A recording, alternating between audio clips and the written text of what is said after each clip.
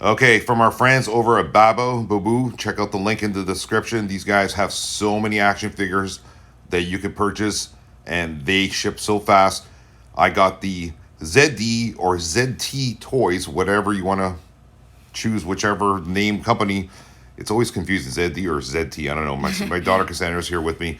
Iron Man Mark 85 action figure, 1/10 scale. It's like basically 7 inches tall. And automatically, I fell in love with this action figure. This is probably my favorite, second favorite Mark suit after Mark 3. It kind of looks like the Mark 3 suit. It ended well with this suit with Tony Stark. Like this suit, it just works well. And the starfish of doom, they call it, that comes with it. It does detach, but I didn't do it in this video. I'll make another video of it. Looks great. Like look at the translucent colors It's on it. very like shiny. Like it radiates off of him. It looks so nice. It's showing that he's basically energizing, ready for battle, and I like what they've done there. It's not just a cheap like paint trim job. This is well done. Like these guys at ZT Toys really love Iron Man, like Hot Toys. Like they love Iron Man. They pay attention to detail. Anyway, this is version 1 with the accessories. Version 2 has just come out. It has more accessories, but you know what? Sometimes too many accessories is too much, right? So it comes with the translucent shield there. A very good stand. I'll be honest, it's not too high, and I like the gimmick on the side there where you could just pulls them automatically. You have the little sabers. Sabers, yeah, like that's a good call in there. The sabers, little shields there, stabbers, daggers, whatever you want to call them. Multiple interchangeable hands. Yeah, that gold piece there is if you want to take off the starfish and put it back in. But you know what? I have to pose them with the starfish. It's a must. It's a must. It just, you know what? Honestly, this design to the Mark 85 with the starfish, it just really adds to it. It looks so good. When I was watching Endgame, I was just like, man, it really added to the figure. So the first pose here is a generic pose here. It's like a comic book pose of Iron Man with the fist saying, okay, I'm ready for battle. You have to do that pose. That's just a classic pose. Next, we have there with the shield. We have the translucent shield there with the saber, dagger, whatever you want to call it, in his hand there. And he's just basically preparing for battle with, obviously, Thanos, as we know.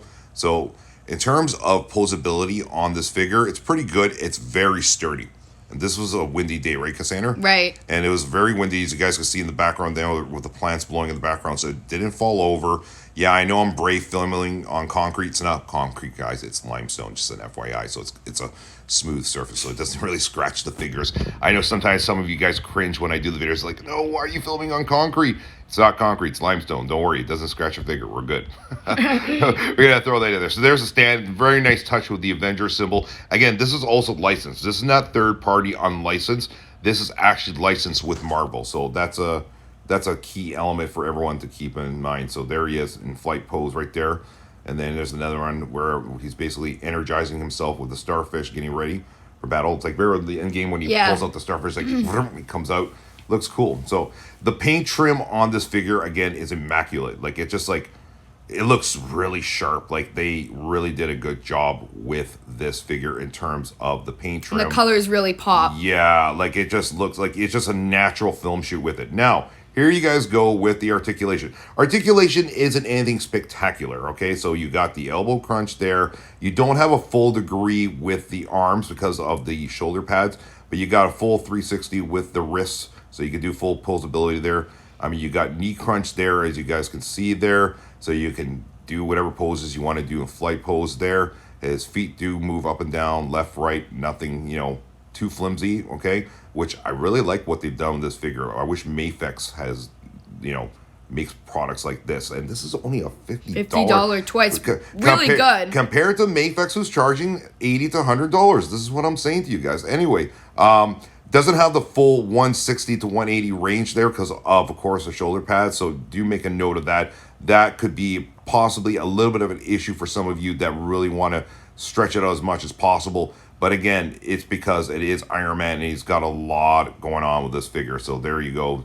Typical, left and right head movement. And yeah, so there you guys go with the articulation. Articulation is standard. It's nothing, like I said, extraordinary per se. You got the ab crunch up and down there. There is no waist swivel. But again, this figure is for those that really want to pose Iron Man and not struggle with it too much and get overwhelmed. You know what I mean? Now, this is the pose that you came up with. We did 2 of them there. I did the one with the saber tooth, whatever you want to call it. Lower. Not saber tooth. What is it? Saber blade. I'm thinking down. It was like lower. Yeah. Where I have him pointing up more, like charging into battle. Kind of. He's leading the brigade against Thanos there in Endgame. So that's a lot of cool poses we could do there.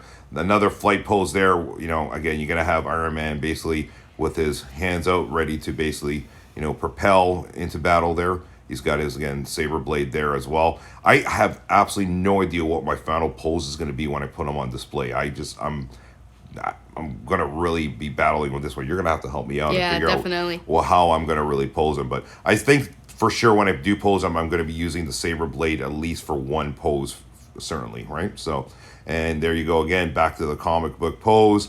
There, again, that's a classic pose. I don't know, maybe I'll just do this. I don't know what I'm going to do.